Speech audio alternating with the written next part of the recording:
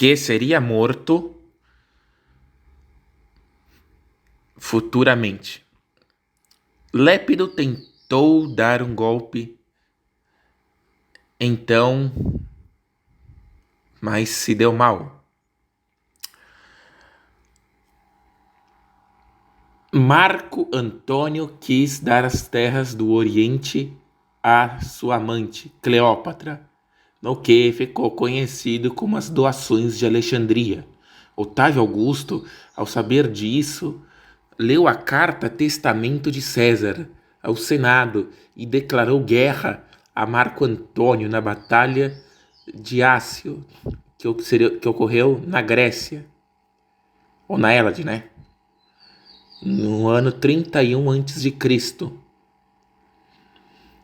Marco Antônio foi derrotado nessa batalha naval e Cleópatra fugiu durante a batalha, retornando para o seu país natal, ou seja, o Egito. E Marco Antônio foi junto posteriormente, e isso, né? Marco Antônio e Cleópatra se mataram. Diz que um dos servos disse que Cleópatra se matou e que era verdade. Então, Marco Antônio se matou, mas fracassou. A tumba de Cleópatra estava sendo construída. Então, Cleópatra veio e, vendo seu amante Marco Antônio morrendo, se matou com uma naja. Alguns também dizem que ela pode ter se matado com uma taça de vinho, pois inscrições antigas, grafites antigos do período, mostram imagens de Cleópatra tomando uma taça de vinho, obviamente envenenada, né? Então, essas duas teorias, né? A de que ela se matou com uma picada de uma naja, ou que ela teria se matado tomando uma taça de vinho envenenado. Independente da realidade, Cleópatra acabou cometendo suicídio. E quando ela se matou, né? Ela também levou as suas empregadas ou servas juntos, né, para o seu túmulo, né? E quando Otávio entrou, a Cleópatra já estava morta, né? Ela contava com 39 anos de idade, a Cleópatra, e ela morreu no ano 27 a.C., né, com 69, e Otávio tinha 36 anos de idade, né? E seria coroado o primeiro imperador de Roma, com o título Princeps, ou em português príncipe, né? Que príncipe significa o primeiro cidadão. Acabava então a República de Roma e dava início o Império Romano. A partir de 27 a.C., a fundação do Império Romano surgiram dois tipos de províncias, as senatoriais e as imperiais. As primeiras governadas por antigos cônsules e pretores.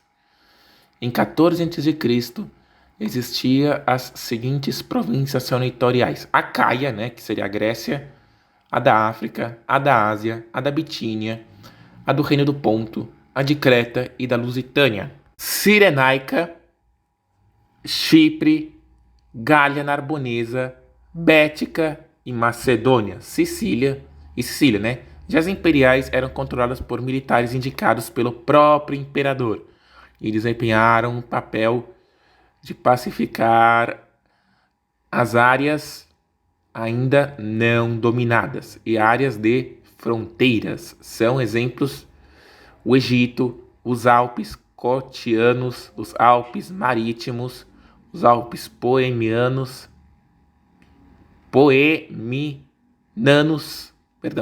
Armênia, a Síria e a Britânia, Cilícia, Dácia e Dalmácia, Galácia e Gália, a Gália Aquitânia, né? A Gália Bélgica e a Gália Lugdunense, Germânia Inferior e a Germânia Superior, Hispânia, Terraconenses e a Judéia, a Lusitânia, a Mésia, a Mesopotâmia, a Nórica, a Panônia, a Récia, a Síria e a Trácia. A Itália não era uma província, pois era governada pelo Senado romano. Ainda politicamente, podemos dividir também de duas formas o Império Romano, além das províncias, óbvio, né? Como falei, né? As províncias senatoriais e imperiais, podemos dividir em dois períodos, temporalmente falando, né? O Alto Império e o Baixo Império Romano, ou ainda Principado, de 27 a.C. a 284, e o Baixo Império, que também era chamado de Dominato, de 285 a 456. Agora vamos ver as Guerras Cantábricas. 476, né? Guerras Cantábricas. As Guerras Cantábricas, 29 a.C. a 19 a.C., também ditas Cantábricas ou Cântabras, ocorreram durante a conquista romana das antigas províncias da Cantábria e das Astúrias no norte da atual Espanha. Naquela época, Hispânia, né?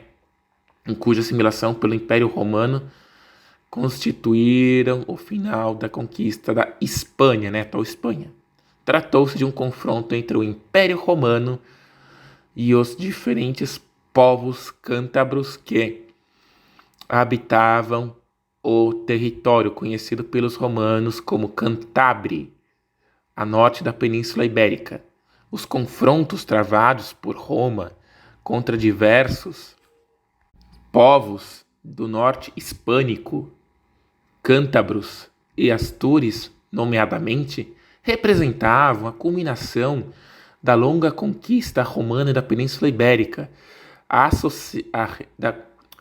representavam da longa conquista da Península Ibérica. A ressonância destas guerras ultrapassou a de grande parte dos empreendimentos pelo Estado romano. Ao longo de sua história,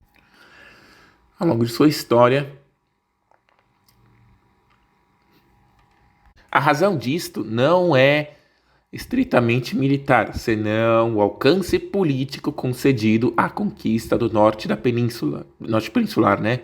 A operação dirigida pessoalmente pelo próprio imperador Augusto, assim começa Floro em seu relato para narrar os fatos e acontecimentos numa contenda que fez com que o próprio imperador Augusto abrisse as portas do templo de Jano, em sinal de combate total, e se deslocasse de Roma para a terra dos cântabros. No ocidente estava já em paz quase toda a Espanha, exceto a parte da Espanha citerior, encostada nas falésias do extremo do Pirineu, acariciadas pelo oceano. Floro, historiador romano do século I, ficaram famosos pelo Círculo Cantábrico, aonde a cavalaria cantábrica formava um círculo em volta do inimigo e começava a atacar. Depois disso, né, o próprio Otávio, ele conduziu as campanhas, né, e ele acabou conquistando toda a Península Ibérica em 19, né, pacificou e chegou a construir uma série de cidades na Península Ibérica de origem romana, né, como Saragoça, né, que é uma corrupção para a palavra de César Augusto, né, entre muitas outras cidades, né, que os romanos foram fundando, né, ao longo da Península Ibérica, e houve um rápido processo de romanização, né, a partir de 19 a.C., né, a Península Ibérica, como curiosidade, levou 200 anos para os romanos conquistarem ela por completo, né, então em um longo processo de resistência, né, 219, imagina, no começo da Segunda Guerra Púnica até 19, né, quando já era Império Romano, né, então levou muito tempo, né, para completar, né, toda a conquista, né, da Península Ibérica, né. Agora vamos ver o Império Romano. Roma se expandira, e Otávio Augusto, desde 12 a.C., mandou as legiões fundarem cidades na atual Alemanha, na época chamada de Germânia. cidades como Colônia, Augusta, atual cidade de Colônia na Alemanha. Foram fundadas a cidade de Mainz. Tribos da Idade do Ferro habitavam a cidade.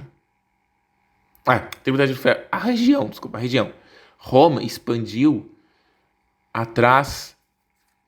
né? E eles foram atrás de recursos, como o âmbar, né? Que tinha a rota do âmbar na Germânia, né? Então, a Germânia era formada por densos bosques e quase nenhuma estrada. As raras aldeias eram pequenas e seus habitantes eram geralmente analfabetos, formados por pequenas casas de madeira e celeiros de madeira e tetos cinzas com paliçada. Em volta das aldeias, uma curiosidade, agora eles venceram, pois tinha estradas, mas na Germânia tiveram que construir estradas do zero, não existia estradas. Muitas cidades agora pagavam impostos ao Império Romano. Havia tribos dos queruscos, aonde um menino chamado Armínio, ou chamado pelos alemães contemporaneamente de Hermann, foi feito prisioneiro. Filho de um chefe tribal, foi posto em um veículo semelhante a uma carruagem de madeira chamada carruca e foi levado forçado até a cidade de Roma, junto de seu irmão.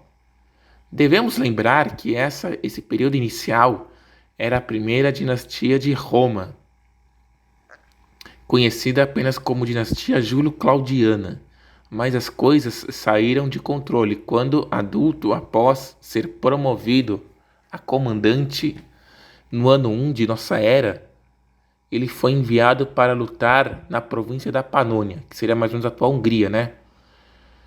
Mas percebeu as crueldades dos romanos e foi enviado por Otávio em pessoa à sua terra natal para comandar as legiões, né? Sua terra natal, né? Ou seja, na Germânia, né? Sob os olhos do governador, né? Varo. E ele descobriu que seu pai já havia morrido. E ele foi até a cova do pai dele, né? E chorava nos seus ossos, né? Nos momentos assim, livres, né? Vendo o erro que cometia ao cobrar impostos, ele decidiu ser o catalisador da expulsão dos romanos na Germânia, tendo que fazer um jogo duplo em uma tarde qualquer. Foi até em uma das docas de sua aldeia conversar com seu tio para convencer as tribos de se aliarem sob sua liderança. No começo, o tio de Armínio não acreditou e achou que havia se tornado um filho bastardo de Roma. Mas não, com muita paciência foi convencendo lentamente as tribos. E após um ano de jogo duplo, Armínio, em uma bela manhã, disse que uma das tribos estava se revoltando dentro da floresta de Teutoburgo. Era, na verdade, uma armadilha, né? Não era tudo mentira, né? Então, o cara acreditou, né? Teve até um cara que, aliado de Roma, um germânico, chegou de fato, né, a dizer que era arapuca do Armínio, né? Mas o Varo não acreditou. E o cara caiu direitinho, né? E era um caminho pouco conhecido dos romanos. Nesse tempo, Armínio mandou construir muros de pedras e paliçadas e posicionou seus homens na colina, acima. Eles entraram e de repente foram atacados em todas as direções, de todos os lados. E Varo percebeu que havia caído em uma armadilha e se matou com a própria espada, né? Penetrando dentro de sua barriga, né? A batalha durou 3 longos dias. né? 3 dias inteiros, né? Do ano 9 de setembro do ano 9, né? 9 de setembro do ano 9, né? Ao 12, ao dia 12, né? 3 legiões inteiras foram destruídas. A 17ª, a 18ª e a 19ª. E um mensageiro trouxe um presente, entre aspas, a Otávio Augusto, a cabeça do próprio Varo, dentro de um saco. Diz que Otávio Augusto ficou traumatizado para o resto de sua vida e que acordava de madrugada e andava pelo seu palácio dizendo: Varo, devolva as minhas legiões. Em 14 depois de Cristo, Otávio Augusto morreu aos 77 anos de idade, deixando como herdeiro Tibério, o sobrinho que inicialmente não queria que assumisse o trono, né? Pois não tinha parentesco ou laços de sangue com o mesmo, mas assumiu mesmo assim. E foi mandado um mensageiro, pois o mesmo se encontrava exilado por vontade própria na ilha de Rhodes. Ao chegar na cidade de Roma, foi proclamado o segundo imperador de Roma, Tibério Cláudio Nero. Nasceu em 42 a.C. em Roma, mesmo não estando na lista de sucessão. Viu seus sucessores morrerem de forma que ele foi oportuna e morreu em 37 depois de Cristo, estrangulado por seu sobrinho Calígula. Era apelido de Caligai, ou Botinhas em português. Era filho de Tibério Cláudio Nero e de Lívia Drusa, que se divorciou em 38 depois de Cristo.